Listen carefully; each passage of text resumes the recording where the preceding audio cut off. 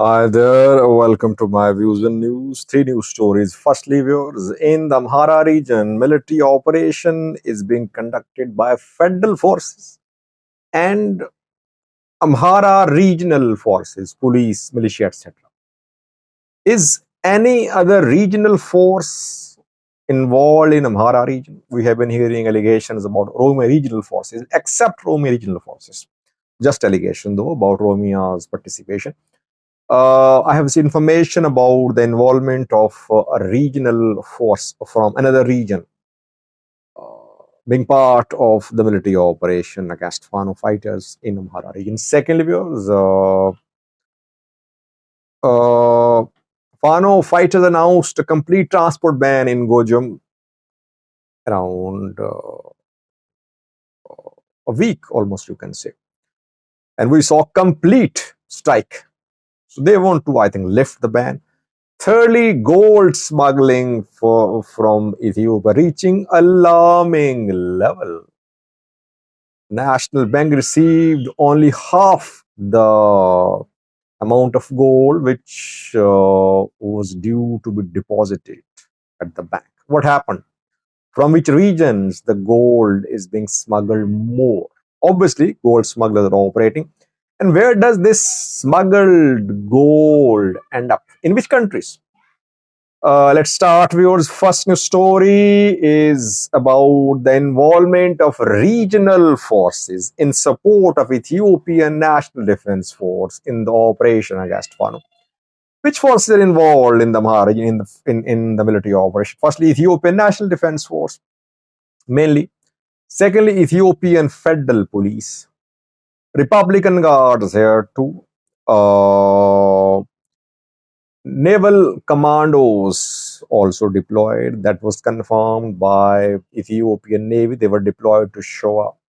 We saw a video of a captured naval commando as well. Then Amhara Regional Police, Amhara Militia Member Strike Force. So these are the forces involved in the military operation against Fano. We have been hearing rumors or claims by Fano that Oromia regional forces were involved, but we could not find any evidence.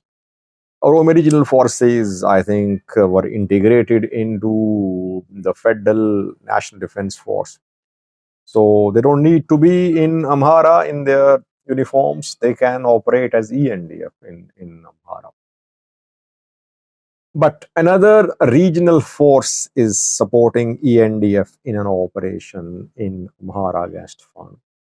The last 3 days, we have been seeing heavy fighting between Fano and military in Agoavi zone. Agoavi zone is in Amhara region. Agos live here. Fano groups don't have large scale presence here, but they have been carrying out attacks in Dangala, in Tilili, in other parts of Agoavi zone, Javi too. The last video we've seen fighting in Javi Wareda. Agoavi zone, Javi Wareda, heavy fighting there the last few days. Reportedly, Benishangal Goma's regional forces are involved in this fight. They are supporting Ethiopian National Defense Force.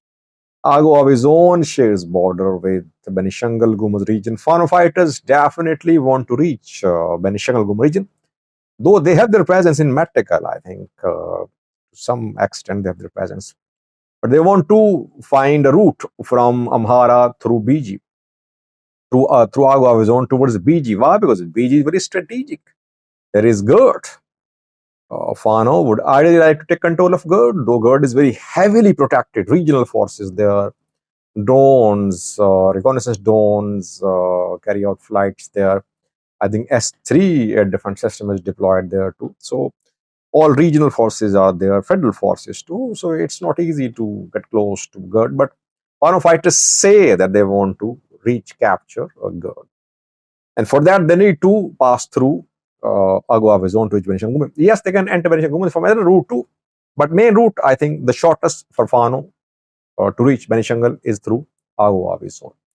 Then Agua zone has a road which passes through it towards Bahirda. If they want to lay siege to Bahirda, they would like to control the road. So Agua zone is a very strategic zone.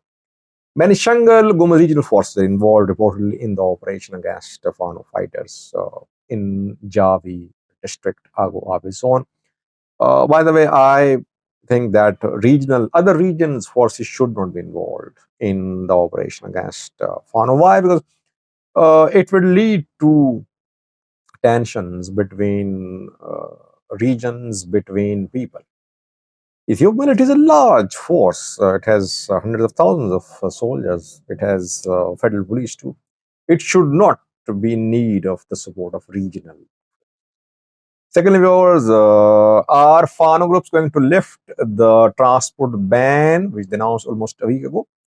Week ago, Gojam Fano announced a transport ban, and that transport ban was really implemented. Transport was nowhere to be seen in the last 1 week on the streets, on the roads of Gujam. Some vehicle owners tried to come out. They were dealt with. Fano groups burned some vehicles, and then obviously no one dared to come out. Vehicles were off roads, and Fano implemented the transport ban. Transport towards Bahirdar, transport towards Romia was not available. But obviously, it cannot go on forever because people were suffering. Everything came to a standstill. All economic activities were disrupted. People were demanding too that Fano should reconsider its announcement, its decision of transport ban. So, reportedly, from tomorrow, transport ban is going to be lifted. Good for people. People were suffering. Obviously, people need to go out. Keeping economic activity aside, you need to meet your loved ones and for other tasks. People need to go out. So it was a decision which showed Fano's control, Fano's influence in Gujam, that Fano can disrupt everything by just one announcement, and they did. But they, I think, want to now review their decision from Thursday. The ban is going to be lifted. We'll update you tomorrow about that. Lastly, gold smuggling from Ethiopia. National Bank is raising alarm. Only 3 tons of gold ended up or arrived at National Bank accounts in the last 9 months.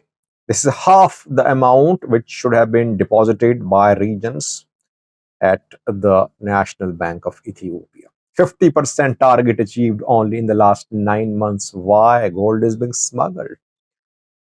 India, UAE, and some other countries are the destinations where Ethiopian gold ends up. Obviously, through neighboring countries, through Kenya, through Sudan, maybe South Sudan, to and Somalia. Interestingly, according to National Bank of Ethiopia, according to government officials, the Oromia region, Benishangal Gumu region, and Gambela region, they could not meet their targets of depositing gold with the National Bank of Ethiopia. Oromia more stable, I think, than Amhara or other regions. But Oromia close to Sudan. BG shares border with Sudan. Oromia then shares border with Kenya.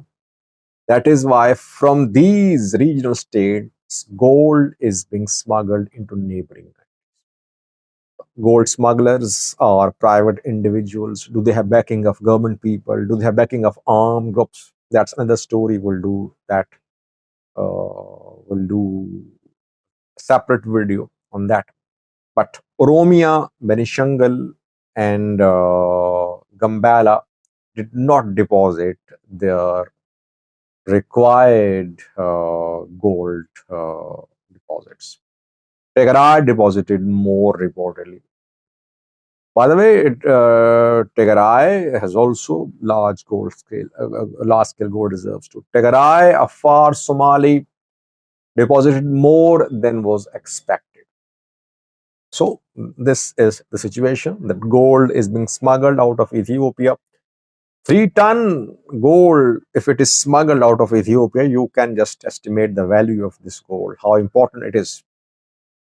And there must be other means of gold smuggling to which are not being monitored. So, a very important source of revenue for Ethiopian government, for Ethiopia, is in the hands of gold smugglers, it seems.